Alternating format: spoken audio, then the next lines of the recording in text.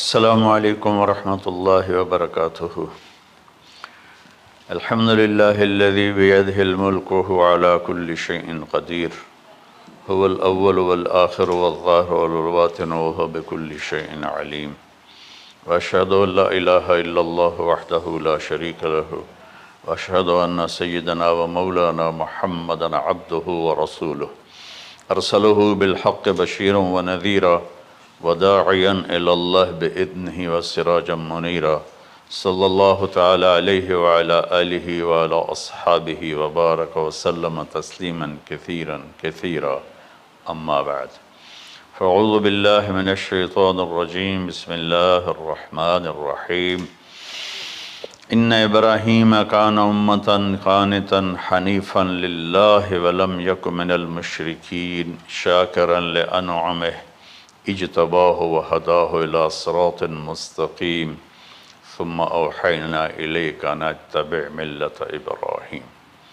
وقال تعالی فلما اسلما وتلہ للجبین ونادیناہ ان یا ابراہیم قد صدقت الرؤیا انا کذلک نجزی المحسنین۔ میرے محترم بھائیوں بہنوں، میرے عزیزوں، بچے بچیوں، پوری دنیا کے انسانوں، اللہ کرے میرا پیغام پوری دنیا میں پہنچے، مسلم بھی سنیں، نان مسلم بھی سنیں، کہ اچھی بات تو لینی چاہیے جہاں سے بھی ہو۔ عید قربان جس کو ہم کہتے ہیں وہ قریب ہے، 5 دن 6 دن باقی ہیں۔ یہ ابراہیم علیہ السلام کی سنت ہے، اور میرے نبی نے اس کو زندہ کیا۔ بیچ کے زمانوں میں یہ نہیں تھی، اس کو میرے نبی پاک صلی اللہ علیہ وسلم نے زندہ فرمایا، اور آپ اپنے عید کے موقع پر 2 جانور ذبح فرماتے تھے، 2 دمبے، ایک امت کے لیے اور ایک اپنے لیے۔ سبحان، ایک امت کے لیے ایک اپنے لیے۔ ابراہیم علیہ السلام سے یہ سلسلہ کیسے شروع ہوا؟ ابراہیم علیہ السلام کون ہیں، ان کی ہستی کیا ہے؟ ابراہیم علیہ السلام وہ نبی ہیں جن پر ساری امتوں کا اتفاق ہے۔ یہود بھی ابراہیم علیہ السلام کو کہتے ہیں ہمارے ہیں، عیسائی بھی ابراہیم علیہ السلام کو کہتے ہیں ہمارے ہیں، مسلمان بھی ابراہیم علیہ السلام کو کہتے ہیں ہمارے ہیں۔ آگے پھر یہود موسیٰ علیہ السلام پر رک جاتے ہیں اور عیسیٰ علیہ السلام کا انکار کرتے ہیں، عیسائی عیسیٰ علیہ السلام پر رک جاتے ہیں اور محمد مصطفیٰ صلی اللہ علیہ وسلم کا انکار کرتے ہیں۔ ان ابراہیم لأواہ حلیم، ان ابراہیم لأواہ حلیم، ابراہیم بہت مہربان، رونے دھونے والے تھے، اور ابراہیم کا مطلب بھی ہے مہربان باپ، مہربان باپ۔ ابراہیم علیہ السلام کی کہانی تو بہت لمبی ہے، اسے سنانے کے نہ مجھے سکت ہے، اور نہ ہی آگے جو ہم کاسٹ کرتے ہیں اس میں اتنی ہمت ہوتی ہے، تو ہم شروع ہی کرتے ہیں کہ ابراہیم علیہ السلام سے اللہ نے اپنے بچے کی قربانی کیسے لی، پیچھے سارے واقعات کو چھوڑ کر۔ ابراہیم علیہ السلام کو جب آگ میں ڈالا گیا اور اللہ تعالیٰ نے ان کو آگ سے زندہ سلامت باہر نکالا، تو پھر انہوں نے ہجرت فرمائی اور مصر گئے۔ مصر کا جو بادشاہ تھا وہ ہر آنے والی عورت کو زبردستی 1 رات اپنے کمرے میں رکھتا تھا، تو اس نے حضرت سارہ علیہ السلام کو بھی قبضہ کر کے اپنے کمرے میں رکھا۔ جو ہی ہاتھ بڑھاتا اس کا ہاتھ سوکھ جاتا، پیچھے کرتا تو ٹھیک ہو جاتا، پھر ایسے ہاتھ بڑھاتا سوکھ جاتا، پھر پیچھے کرتا ٹھیک ہو جاتا، پھر ایسے ہاتھ بڑھایا، سوکھ گیا، پھر پیچھے کیا، ٹھیک ہو گیا۔ تو اس نے کہا یہ تو کوئی اور ہی بات ہے۔ تو اس نے اپنی بیٹی حضرت ہاجرہ وہ ان ابراہیم علیہ السلام کے نکاح میں دے دی۔ ابراہیم علیہ السلام اس وقت 70 سے اوپر جا چکے تھے اور حضرت ہاجرہ 22 سال کی تھی۔ یہ 3 افراد کا قافلہ ہجرت کر کے فلسطین پہنچا، اور ابراہیم علیہ السلام کی عمر گزر گئی۔ رب ہب لی من الصالحین، یا اللہ کوئی نیک بچہ دے، یا اللہ کوئی نیک بچہ دے۔ اولاد کا نیک ہونا ضروری ہے۔ ڈاکٹر بنے، انجینئر بنے، عالم بنے، مفتی بنے، ان میں سے کوئی چیز ضروری نہیں، اولاد کا نیک ہونا ضروری ہے۔ اور اس کے لیے والدین کو ٹائم دینا پڑے گا، والدین کو محبت دینی پڑے گی، والدین کو گود دینی پڑے گی، والدین کو شفقت دینی پڑے گی، ورنہ اولاد اور ماں باپ 2 کنارے بن جائیں گے۔ کچھ تقریباً 84 سال کی عمر میں اللہ تعالیٰ نے حضرت ہاجرہ سے بیٹا دیا، سارہ کی بجائے ہاجرہ سے بیٹا دیا۔ حضرت اللہ کی حکمت تھی، اللہ بھی یہی چاہ رہے تھے، تو حضرت سارہ کو بڑی تکلیف ہونے لگی، کہنے کہ اس بچے کو مجھ سے دور کرو، اس بچے کو مجھ سے دور کرو، میں دیکھ نہیں سکتی۔ تو جبریل آئے کہ اللہ تعالیٰ بھی فرما رہے ہیں کہ اسے یہاں سے دور کرو۔ کہ کہاں لے جاؤں؟ کہ یہ ہم بتائیں گے کہاں لے جانا ہے۔ تو جبریل انسانی شکل میں اونٹ پہ سوار ہو کر تشریف لائے، اور پیچھے حضرت ابراہیم علیہ السلام اپنی اونٹنی پر، بچہ، بیگم، اور آگے جبریل رہبر کے طور پر۔ فلسطین سرسبز ہے، کہیں خشک ہے، لیکن پانی ہے، اچھی آبادی ہے۔ چلتے چلتے چلتے چلتے 1 مہینہ کا سفر کرنے کے بعد جب وہ علاقہ شروع ہوا جہاں کالے پہاڑ، کالے پتھر، کوئی پتا نہیں سبزے کا اور کوئی نشان نہیں پانی کا، وہاں سے چلتے چلتے چلتے 4 پہاڑوں کے اندر ایک وادی سی آئی۔ جب وہاں پہنچے تو جبریل کہنے لگے اللہ کے نبی یہاں ہاجرہ اور اسماعیل کو چھوڑ دیں۔ جب وہ آگ میں جا رہے تھے نا ابراہیم علیہ السلام، تو ایک لفظ نہیں بولے، بس نے کہا حسبی اللہ و نعم الوکیل۔ لیکن جب جبریل نے کہا یہاں چھوڑ دیں تو ایک دم بولے یہاں کیسے چھوڑ دوں، یہاں تو کچھ بھی نہیں ہے، یہ کیسے رہیں گے؟ کہ یہ آپ کے رب کی منشا ہے، یہاں اللہ کا گھر بنے گا، یہاں اس بچے کی نسل سے ایک آخری نبی پیدا ہوگا جو پورے عالم کو روشن کرے گا، آپ چھوڑ دیں۔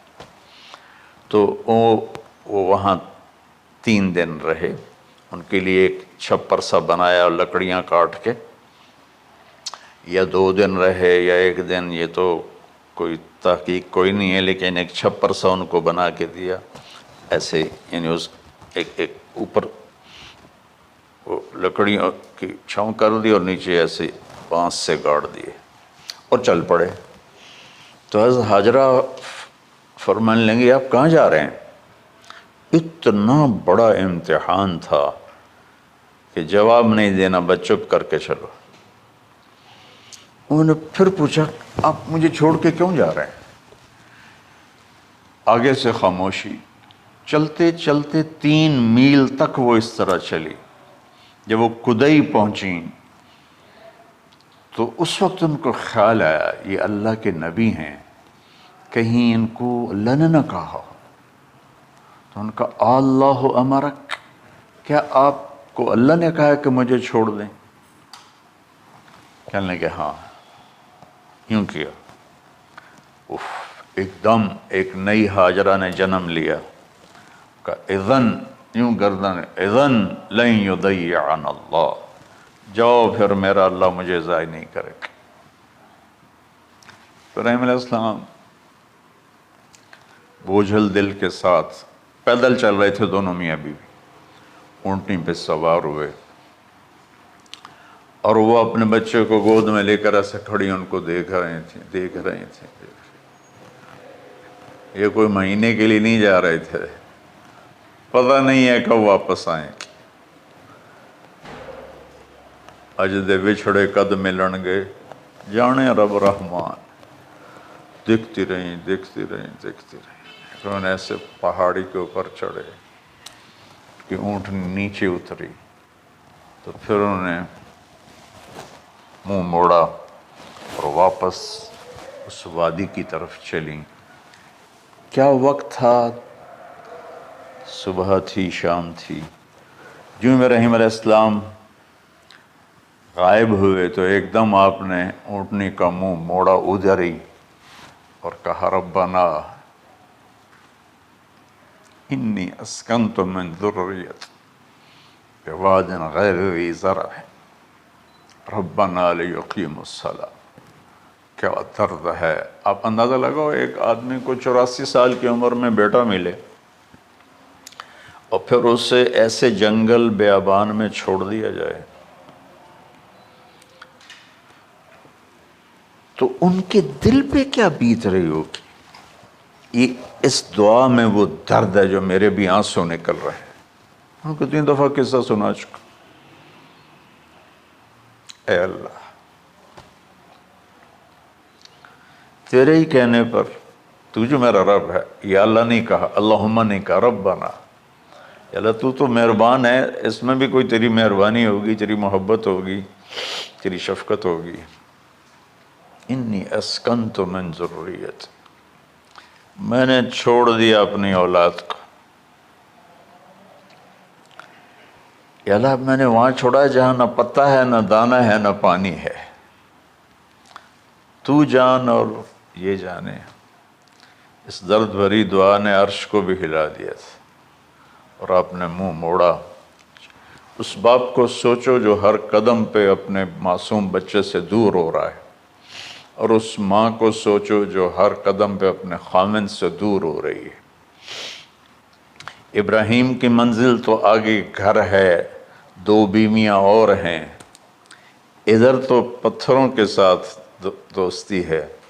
جب ہاجر، میں ایک دفعہ میں ایسے سوچ میں بیٹھا، میں اتنا رویا. میں نے کہا جب وہ ہماری ماں ہاجرہ وہاں اکیلی بیٹھی ہوگی، وہ چاروں طرف اونچے اونچے پہاڑ تھے، اور اندر بیٹھنے والے کو باہر کا پتہ نہیں، باہر والے کو اندر کا پتہ نہیں. تو شام ڈھلی ہوگی تو اندھیری رات نے کیا ظلم ڈھایا ہوگا. کالے پہاڑوں کا اندھیرا، اندھیری رات کا اندھیرا. تارے بھی حیران ہوں گے، یہ کون بی بی بیٹھی ہوئی ہے. ستارے روزانہ ہی نکلتے تھے، لیکن آج وہ ایک نیا تماشا دیکھ رہے ہیں کہ ایک معصوم شہزادی ایک معصوم بچے کو گود میں لے کے بیٹھی ہے. کون اسے یہاں چھوڑی. چاندنی رات ہی تو چاند بھی حیران ہو رہا ہوگا، یہ کیا ہو رہا ہے، یہ کیا ہو رہا ہے، یہ کیا ہو رہا ہے. اور وہ تنہا جان آسمان کو دیکھتی ہوگی، یا اللہ یہ میرے ساتھ کیا ہوگی. وہ رات کیسی، پہلی رات کیسی گزری ہوگی حضرت ہاجرہ پر. یہ ہمارے تبلیغ والے 3 دن کے لیے جاتے ہیں، بیویاں شور مچا دیتی ہیں، چھوڑ کے جاندے پہ وہ، چھوڑ کے جاندے پہ. اس ہاجرہ کو سوچو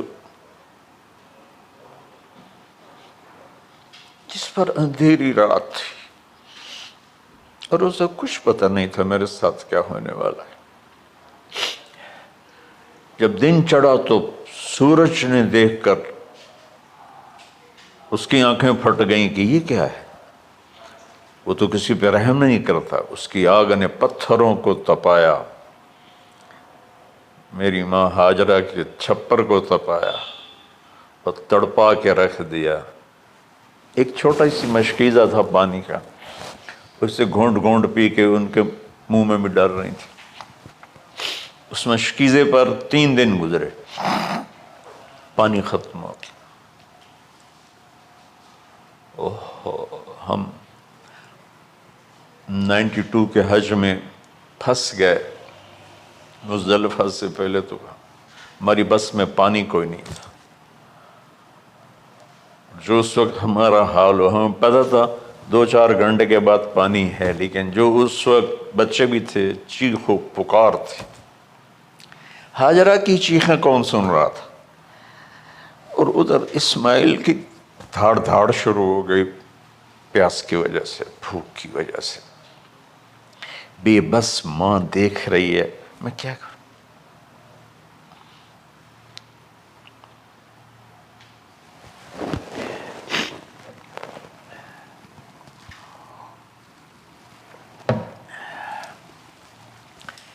میں قطر میں تھا جماعت میں، تو مجھے یہاں کندھے میں درد ہوا، میں ہاسپٹل گیا تو ایمرجنسی سے انہوں لے کر گئے۔ ایک بچہ تڑپ رہا تھا اس میں، جو ہاسپٹل کا بیڈ ہوتا ہے، چھوٹا سا، اس کی ماں ٹیک لگا کر نا اس کو یوں دیکھ رہی تھی۔ مجھے نہیں پتا وہ کون ہے، مجھے نہیں پتا اس بچے کو کیا ہے، لیکن آپ یقین مانیں یہ جو میرے آنسو ہیں اس عورت کی وجہ سے، کہ جس خاموش ساز خاموش فریاد سے معمور ہیں ہم، نالہ اگر لب پہ آتا ہے تو مجبور ہیں ہم۔ جس طرح وہ ماں ساز خاموش تھی اور اس کے چہرے پر درد پکار رہا تھا، میں صرف ایسے گزرتے گزرتے اس کو دیکھا اور میں آج رو رہا ہوں 15 سال کا قصہ یاد کر کے۔ تو ہاجرہ کے چہرے کو کون پڑھنے والا تھا؟ کون سی ایمرجنسی وارڈ میں بیٹھی تھی؟ کون اس کے لیے کہہ رہا تھا میں پانی لاتا ہوں، کھانا لاتا ہوں؟ موت تھی دونوں ماں بیٹی کی۔ تو یہ بے قراری میں صفا مروہ کی دوڑ لگائی، انہیں پتا تھا کچھ نہیں ہے۔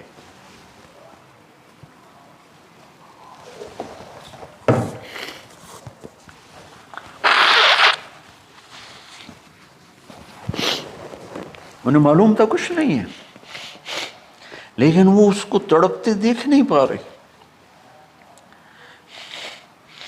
وہ بھاگیں، صفا پہ چڑھی، ادھر دیکھ ادھر دیکھ، ابھا دیکھاں لمحہ دیکھاں، ڈٹھی دل کو دیواں ٹیکاں، سجن مل سم کے مر پوساں۔ یہ ہماری سرائکی کا شاعری ہے۔ مشرق دیکھتے ہوں، مغرب دیکھتے ہوں، دائیں بائیں دیکھتے ہوں، کوئی ہے میری فریاد سننے والا۔ یہ حالت تھی اس وقت ام اسماعیل کی۔ نیچے اتری جہاں وہ ٹیوب لائٹس آتی ہیں، وہاں وہ نیچے ہو گئے اور بچہ غائب ہو گیا، تو دوڑ لگاتے۔ مصر کی شہزادی اور مکے کے نوکدار پتھروں کے اوپر دوڑ رہی تھی۔ جب بچہ نظر آیا پھر آہستہ ہو گئی، پھر مروہ پہ چڑھی، پھر صفا پہ چڑھی، پھر مروہ پہ چڑھی، پھر صفا۔ مجھے لگتا ہے صفا مروہ بھی رو رہے ہوں گے اس وقت، اور مکے کے پہاڑ بھی رو رہے ہوں گے، سورج بھی اس وقت رو رہا ہوگا۔ آخر وہ مروہ پہ تھک کے گر گئیں۔ یہ نہیں کہ انہیں 7 چکر لگانے تھے، 7ویں چکر کے بعد ان کی ہمت جواب دے گئی، وہ گر گئیں اور ان کا جینا چاہا کہ میں بچے کو اپنے سامنے مرتا دیکھوں، اس لیے وہیں گر گئیں کہ میں اتھے مر جاؤں اتھے مر جاؤں۔ پھر ایسے حسرت بھری نظروں سے یوں دیکھا، مر گیا کہ نہیں؟ تو وہاں ایک آدمی کھڑا تھا۔ پھر مردہ جسم میں پھر جان آ گئی، پھر انہوں نے اپنے آپ کو اٹھایا اور دوڑ لگائی۔ پہنچی تو آدمی غائب تھا اور پیڑیوں سے پانی نکل رہا تھا۔ اتنے چکر کیوں لگوائے، پہلے ہی نکال دیتا۔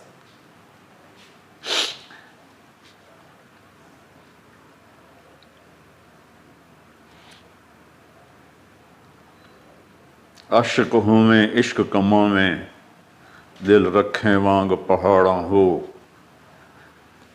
سہ صدیاں ہزار علامے کر جانے باغ بہاراں ہو منصور جے چک سولی دتے جڑے واقف کل اسراراں ہو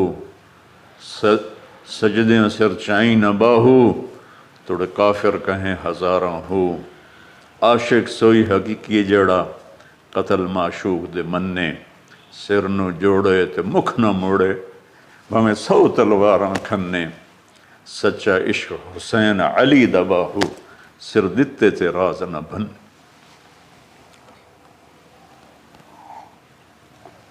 کوئی ابراہیم کا گلہ نہیں شکوہ نہیں. یہ 7 چکر اور تڑپ اور درد، اس کے بعد پانی کیوں نکالا؟ پہلے کیوں نہیں نکالا؟ کہ عشق کا راستہ ہی ہے. میرے گھر کے راستے میں کوئی کہکشاں نہیں ہے. راستہ عشق اشقا سے. اشقا کہتے ہیں آکاس بیل جو درخت کو چمڑ جاتی پیلی، تو وہ درخت اس کا ایسا عاشق ہوتا ہے سب کچھ اس کو کھلا کے خود خوش ہو کے جل کے بالن بن جاتا ہے. اس سے اشقا ہے کہ عشق ایسی چیز ہے. عشق تے آتش ڈوہیں برابر اتے عشق دا تاؤ تے کھیڑا. آتش ساڑے کخت کا نیرا عشق ساڑے دل جڑا. خواجہ غلام فرید صاحب کی شاعری سنا رہا ہوں کہ عشق میں بھی آگ ہے اور لکڑی میں بھی آگ ہے. لکڑی کی آگ خس و خاشاک کو جلاتی ہے اور عشق کی آگ دل کو جلا کے برباد کر دیتی ہے.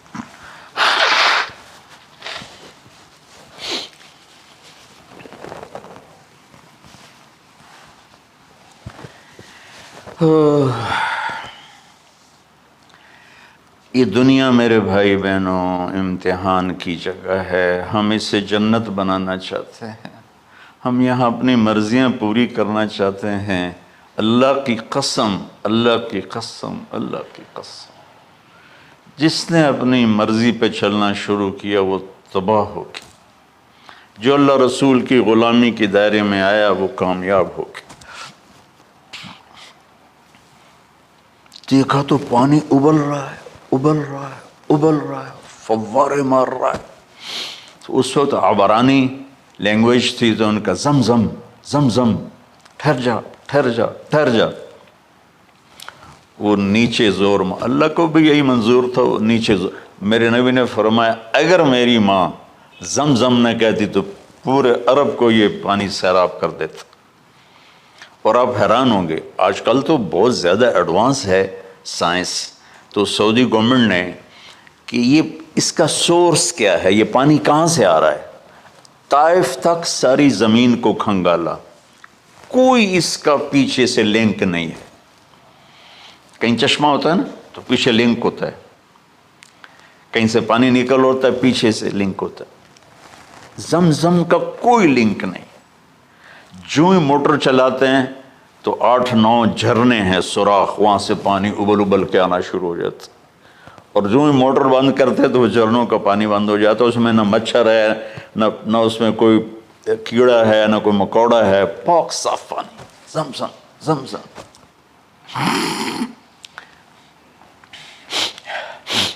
جتنا اونچا بنانا ہو بلڈنگ اتنی گہری بنیاد. اس ماں بیٹے سے محمد مصطفیٰ نے آنا ہے تو پھر بنیاد تو گہری ہوگی نا. ایسے تو نہیں ہے نا.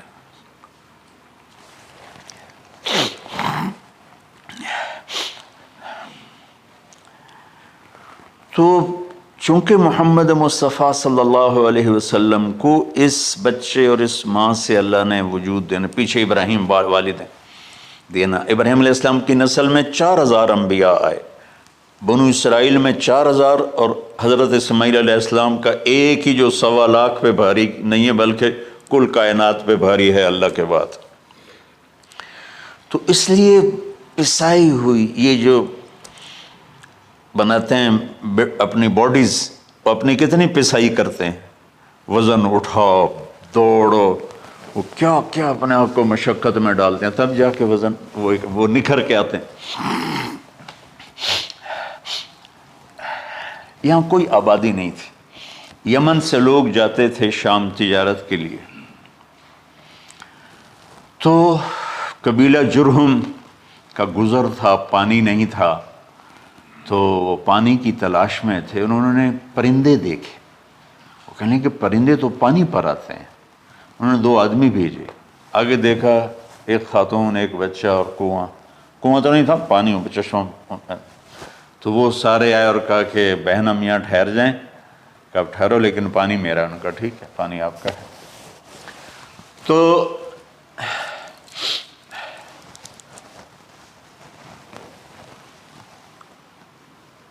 ایک سال کے بعد اجازت ملی، جاؤ مل کے آؤ، مل کے آئے۔ جس گھاٹی سے ابراہیم کو جدا کیا تھا، اس پر کتنی دفعہ حضرت ہاجرہ کی نظر پڑتی ہوگی،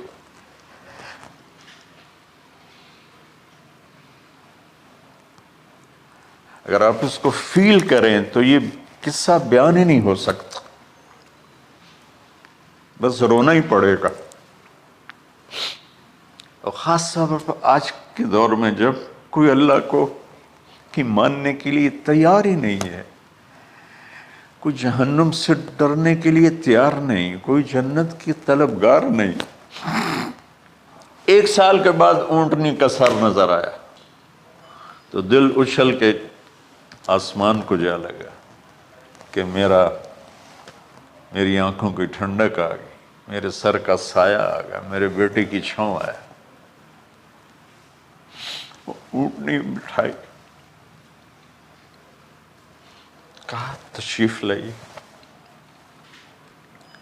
کہنے لگے اترنے کا حکم نہیں ہے، صرف ملاقات۔ نہ آتے صبر آیا ہوا تھا، صبر توڑ کے پھر جا رہے ہیں، تو اف نہیں کی، آہ نہ کر لبوں کو سی، زخم پہ زخم کھا کے جی، اپنے جگر کا لہو پی، آہ نہ کر لبوں کو سی، عشق ہے دل لگی نہیں، سینے پہ تیر کھائے جا، آگے قدم بڑھائے جا، یعنی زبان حال سے کہہ دے اس کے ہاں ستائے جا۔ کوئی شکوہ گلا نہیں ہے، یہ کیا ملنا ہے، نہ آتے وہیں بیٹھے رہتے۔ کہنے لگے اچھا بچہ گود میں دے دو، سینے سے لگا پیار کی، بہتے آنسو بچے کے رخسار پہ گرے، بچوں کو پتہ نہیں کون ہے۔ کہنے لگی اجازت ہے آپ کا سر دھو دوں، منہ دھو دوں، پاؤں دھو دوں، ہاتھ دھو دوں، یہ پانی پاک ملا ہے، ٹھیک ہے واپس۔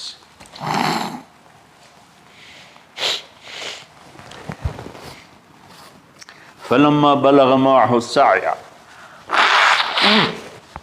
جب وہ بچہ بھاگنے دوڑنے لگا، دل میں اتر گیا، نظروں کو بھا گیا، تو خواب آنے شروع ہوئے، قیمتی چیز قربان کرو، پتہ نہیں کتنی بکریاں قربان کر دیں، پھر خواب آیا قیمتی چیز قربان کرو، پھر گائے قربان کر دیں، عدد مجھے یاد نہیں ہے، پھر خواب آیا قیمتی چیز قربان کرو، اونٹ قربان کر دیے، پھر خواب آیا قیمتی چیز قربان کرو، تو پھر خیال آیا کہ یہ اسماعیل کی طرف اشارہ ہے۔ 1500 کلومیٹر ہے، 1 مہینے کا اونٹ کا سفر ہے، چھری لے کر ایک باپ بچے کو ذبح کرنے جا رہا ہے، اس مہینے کے ہر منٹ نہیں، ہر سیکنڈ میں اس کے دل پہ کیا گزر رہی ہوگی، کس لیے جا رہا؟ ساری دنیا پھرتے ہیں، جب گھر واپس آنے کا ہوتا ہے تو خوش ہو رہے ہوتے ہیں کہ پاکستان جا رہے ہیں، پاکستان جا رہے ہیں، کتنی دفعہ اللہ نے دنیا پھرائی۔ یہ اور اس باپ کی عمر 92 سال ہو چکی، 92 سال مولانا صاحب، اس کی اونٹنی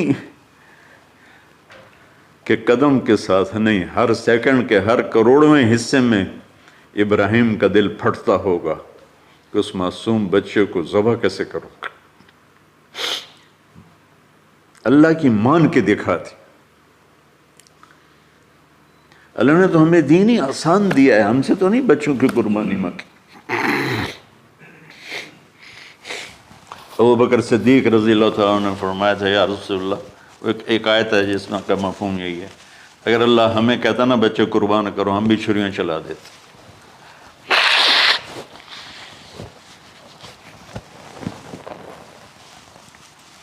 تو میں اس تصور میں جب ڈوبتا ہوں میں رونا شروع کر دیتا۔ عاصم کا بازو ٹوٹا، 6 سال کا تھا، اس کو جوڑ رہے تھے تو اس کی چیخیں نہیں کر رہی تھی، میں باہر نکل گیا، مجھ سے چیخیں سنی نہیں گئی، حالانکہ اس کا علاج کرنے کے لیے کر رہے تھے۔ اور یہ 92 سال کی ہستی بڑھاپے میں 1 مہینے کی اذیت برداشت کرتے ہوئے جا رہے ہیں کہ بیٹا ذبح کرنا ہے، بیٹا ذبح کرنا ہے، بیٹا ذبح کرنا ہے۔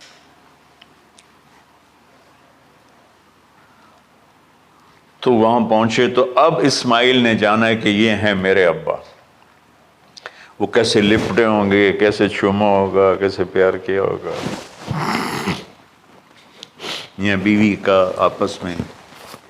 مجھے نہیں پتا کہ کتنے عرصے بعد انہوں نے ایک قدم اٹھایا، لیکن کہا کہ بچوں کو تیار کرو، میں اس کو سیر کرانے لے جا رہا ہوں۔ بڑی خوش ہوئی، ماں بھی بچہ بھی اچھل رہا ہے، اور لے کے پہنچے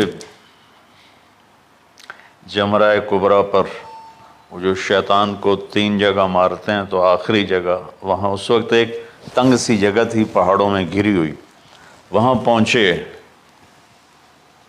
تو کہتے ہیں یا بنی انی، کوئی شک شبہ والی بات نہیں ہے، ارا فی المنام انی اذبحک، میں نے تمہیں ذبح کرنا ہی ہے، انی میں نے تمہیں ذبح کرنا ہے، فانظر ماذا تری، تیری رائے کیا ہے؟ قربان جاؤں اس ماں پہ جس نے 7-8 سال کے بچوں کو کیا تربیت دی۔ یا ابت افعل ما تؤمر،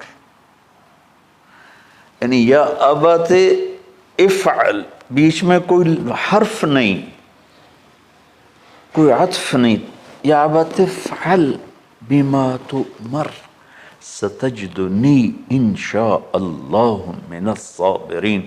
اس عمر میں اپنی قربانی کو اللہ کے ساتھ جوڑا، ابا کرو آپ۔ یہ جب ماں اپنے بچے کو فوکس کر، آج کی مائیں، میں گلہ کرتا ہوں آپ کے والدین سے، میں گلہ کرتا ہوں، انہوں نے اپنی اولاد کو فوکس نہیں کیا، یہ اپنے دھندوں میں اتنا پھنسے ہوئے ہیں، اپنے کاموں میں، اس بدبخت یہ کیا فون ہے، کیا کہتے ہیں اس کو، اسمارٹ فون، سیمسنگ موبائل، اس میں اتنا گم ہو گئے ہیں کہ بچے اگنور ہو گئے ہیں۔ 3 سال کا بچہ سکول جا رہا ہے، اسے ماں کی گود چاہیے، اسے سکول بھیج رہے ہیں، وہ وہاں، میرے بچے کو ڈسلیکسیا تھا، اس کو عاصم کو، اس کو پڑھنا نہیں آتا تھا، ایک بیماری ہے، تو اس کی ٹیچریں مار مار مار اس کا حشر کر دیتی، میرا بچہ برباد کر دیا انہوں نے۔ وہ 6 سال کی عمر میں ڈپریشن کا شکار ہو۔ میں ماؤں سے کہتا ہوں بچوں کو ٹائم دو، تمہارا سرمایہ تمہاری اولاد ہے، اور اولاد ڈگری سے عزت نہیں ملتی، اولاد تمہاری نیک ہوگی تو وہ بلند بخت ہوں گی، عزت پائیں گی۔ پاکستان کو پڑھے لکھوں نے لوٹا ہے، ان پڑھوں نے نہیں لوٹا۔ ابا جی، بابا جی، آپ کریں نا، دیر کیوں کر رہے ہیں؟ ستجدنی انشاء اللہ من الصابرین، آپ دیکھیں گے میں آپ کی آزمائش پہ پورا اتروں گا اور اللہ کی آزمائش پر بھی پورا اتروں گا۔ پھر معصوم ذہن ادھر چلا گیا ماں کی طرف، کہنے لگے ہاں یہ بات تو ہے کہ میری ماں کو بڑی تکلیف ہوگی، تو اس لیے نا اپنا کرتا اتارا، کہا بابا جی یہ کرتا آپ میری ماں کو دے دیں، وہ جب مجھے یاد کرے گی میرا کرتا دیکھ لے، اور آپ نے مجھے یہیں دفن کرنا ہے، ادھر نہیں لے جانا، اور آپ بھی احتیاط کریں مجھے الٹا الٹائیں، طلّہ للجبین، میرا سر زمین پہ لگا ہے، گردن نہیں، تاکہ آپ کو تکلیف نہ ہو مجھے دیکھ کر۔ اب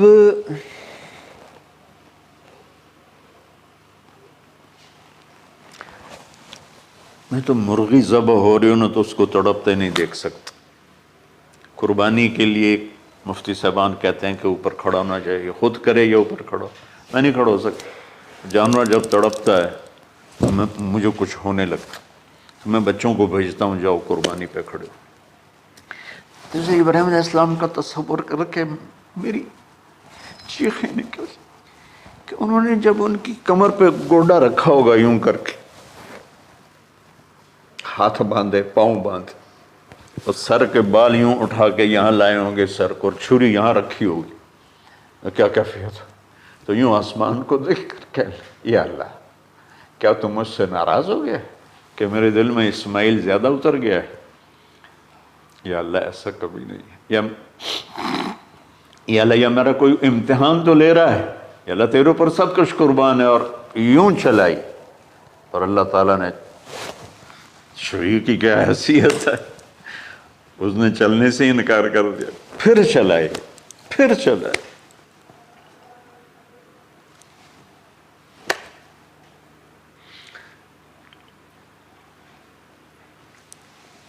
بعضی کتابوں میں ہے تو صحیح، لیکن روایت کی کتنی حیثیت ہے وہ تو مجھے نہیں پتا، لیکن چونکہ یہ ایک تاریخی چیز ہے کہی جا سکتی ہے۔ کہتے ہیں پھر گئے اور چھری کو تیز کیا پتھر پر، تیز کر کے جب آئے نا اور بال پکڑے، آسمان کے فرشتے 2 دفعہ روئے ہیں انسانی تاریخ میں، آسمان کے فرشتے 2 دفعہ روئے ہیں انسانی تاریخ میں۔ ایک جب ابراہیم علیہ السلام نے ان کی کمر پہ اپنا گھٹنا رکھا کہ سر کے بال پکڑ اور چھری پکڑ کے یہ کہا یا اللہ تو مجھ سے ناراض ہو، تو آسمان کے فرشتوں کی چیخیں نکل گئی، اور ایک جب اللہ کے نبی کو طائف میں پتھر پڑے کہ اللہ من یشکو الیک ضعف قوتی، تو آسمان کے فرشتوں کی چیخیں نکل گئی جب ہمارے نبی کو طائف والوں نے مارا اس پر۔ یہ 2 دفعہ آسمان کے سب فرشتے روئے۔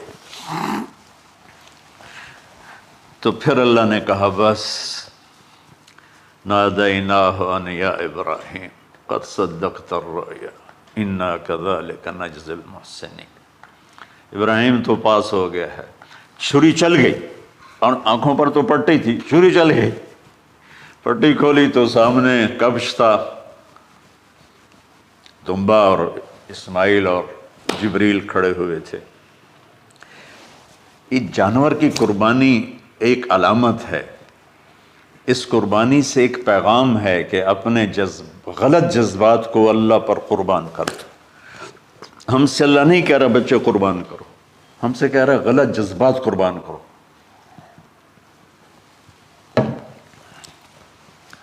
ہم سے اللہ کہہ رہا ہے اپنے جذبات کو دبا دو جو تمہیں اللہ اس کے رسول سے دور کرتے ہیں، ان پر چھری چلاؤ۔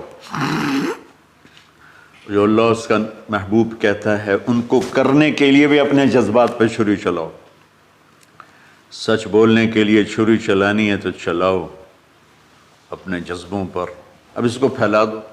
ساری شریعت میں اللہ نے جو احل حلالا، جو اس نے کہا ہے یہ کرنا ہے، اس کے لیے اپنے جذبات قربان کر دو۔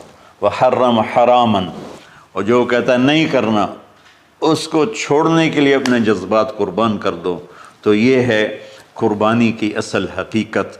جانور دمبے ذبح کرنا تو اس کی ایک علامت ہے، اس کی ایک علامت ہے کہ ہم میرے نبی نے حج پر 63 اونٹ ذبح کی، اپنے ہاتھ سے ذبح کی، باقی 37 حضرت علی رضی اللہ تعالیٰ علیہ السلام نے ذبح کیے۔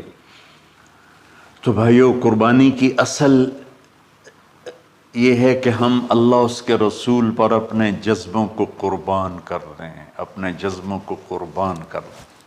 مولانا ابوالکلام آزاد رحمۃ اللہ علیہ کا میں مضمون پڑھ رہا تھا اسی قربانی پر، تو انہوں نے فرمایا، انہوں نے لکھا، وہ خطابت اور قلم کے تو بادشاہ تھے، واقعی وہ ابوالکلام تھے۔ انہوں نے لکھا کہ اللہ نے چھری کے لیے چلنا طے کیا ہوا تھا، اللہ نے چھری کے لیے چلنا طے کیا ہوا تھا۔ جب اسماعیل کو لٹایا گیا تو اسماعیل کو کھینچ لیا، چھری کو روک دیا۔ جب میرے نبی کے والد کو حضرت عبد المطلب جب زمزم کا کنواں کھود رہے تھے تو باپ بیٹا تھے، حارث اور عبد المطلب، تو تھک کر کے ایک دن کہنے لگے، یا اللہ اگر تو مجھے 10 بیٹے دے گا نا تو میں ایک تیرے نام پہ قربان کروں گا۔ اللہ نے 15 دے دیے۔ جب وہ سارے جوان ہو گئے تو ان کو اکٹھا کیا، بچوں میں نے تو منت مانی تھی۔ تو انہوں نے کہا، ابا جان آپ جس پہ ہاتھ رکھیں گے ہم تیار ہیں، کیا اطاعت ہے۔ تو کہنے لگے نہیں، میں قرعہ ڈالوں گا، جو اس زمانے کا طریقہ تھا وہ تیروں کے ساتھ۔ تو حضرت عبداللہ کا قرعہ نکل آیا، حضرت عبداللہ سب سے زیادہ محبوب،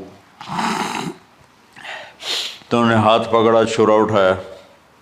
عمر بن عاص رضی اللہ عنہ کے والد عاص بن وائل ایک بہت بڑا کام کر گیا، وہ سامنے آ کے کھڑا ہو گیا، کہنے لگا یہ کام نہیں ہوگا۔ انہوں نے کہا یہ سردار کا بول ہے، کہا آگے بھی سردار کھڑا ہوا ہے، میں یہ ظلم نہیں ہونے دوں گا۔ سارے مکے والے اس کے ساتھ ہو گئے، عبد المطلب اکیلے رہ گئے۔ انہوں نے کہا وہ جو ہے نا قطبہ کاہنہ نجران میں، وہ جو فیصلہ کرے گی یا عصفان میں وہ مانوں گا۔ کہا چلو۔ تو عصفان یا نجران گئے، قریش مکہ کے سردار۔ تو اس کاہنہ عورت، جیسے آج اس زمانے کی جج ہوتی تھی، مرد بھی عورت میں، اس نے کہا کہ تم لوگ قتل کا معاوضہ کیا لیتے ہو؟ کہ 10 اونٹ۔ کہ اچھا ایسا کرو، ایک تیر پہ لکھو عبداللہ اور ایک پہ لکھو 10 اونٹ اور قرعہ ڈالو۔ اگر اونٹوں کا قرعہ نکل آئے تو جتنے اونٹ لکھے ہیں وہ ذبح کر کے عبداللہ کو چھوڑ دو، اور اگر عبداللہ کا نام نکلے تو ہر دفعہ 10 اونٹ بڑھا دو۔ تو وہ سارے بڑے خوش ہو گئے۔ تو عبد المطلب نے احتیاطاً 100 اونٹ پہلے کھڑے کر لیے صفا کے ساتھ، اور حرم شریف میں اکٹھے ہو گئے، اور وہ جو تیروں سے کرتے تھے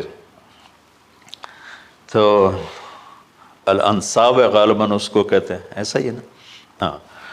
تو وہ 10 اونٹ عبداللہ، اس نے جو قرعہ اندازی میں والے جو پھینکا تو نکلا عبداللہ۔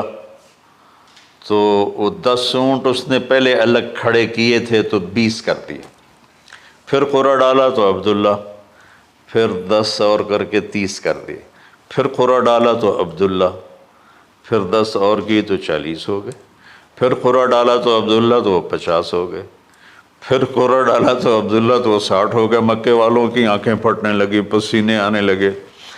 پھر قرعہ ڈالا عبداللہ تو 70 ہو گئے، 80 ہو گئے، 90 جب ہوئے تو سب کی آنکھیں باہر نکل آئیں کہ اب پیچھے تو اونٹ ہی ختم ہو گئے۔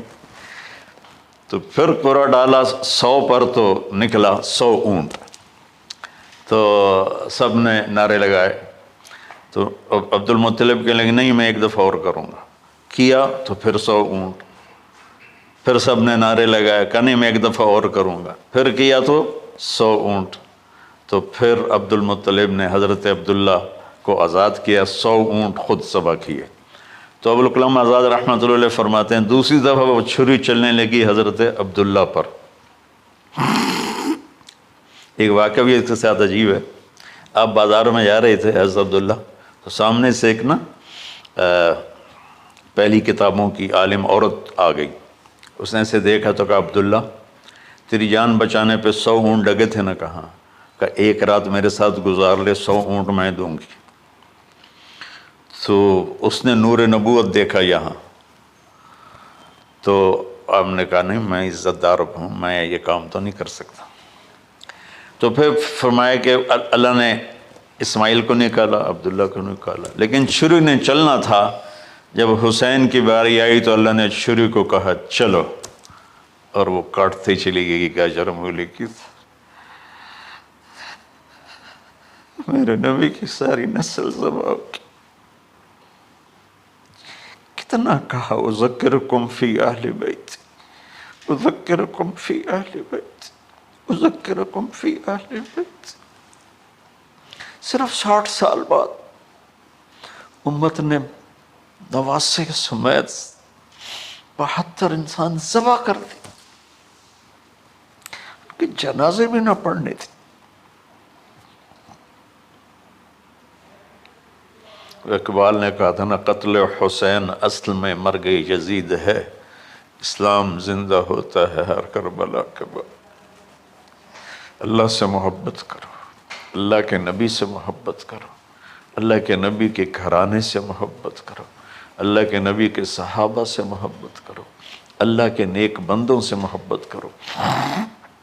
عید قربان کا فلسفہ ہے اللہ اس کے رسول کی اطاعت پہ قربان ہو جانا. عید قربان کا فلسفہ ہے اللہ اس کے رسول کی اطاعت میں اپنے جذبات پہ چھری چلا دینا. عید قربان کا فلسفہ ہے اللہ اس کے رسول کی اطاعت کے سامنے گردن کو جھکا دینا، اور اس کے لیے جس بھی کڑے امتحان سے گزرنا. ہم اللہ نہ کرے ہم امتحان نہیں مانگتے، یا اللہ نہیں مانگتے، یا اللہ نہیں مانگتے، عافیت مانگتے، عافیت مانگتے. تو میرے بھائی بہنوں، ہم اللہ کی بارگاہ میں جھکے، ہم اللہ کی بارگاہ میں جھکے، اس کے رسول کی بارگاہ میں جھکے، تاکہ ہمارا یہ جہان بنے وہ جہان.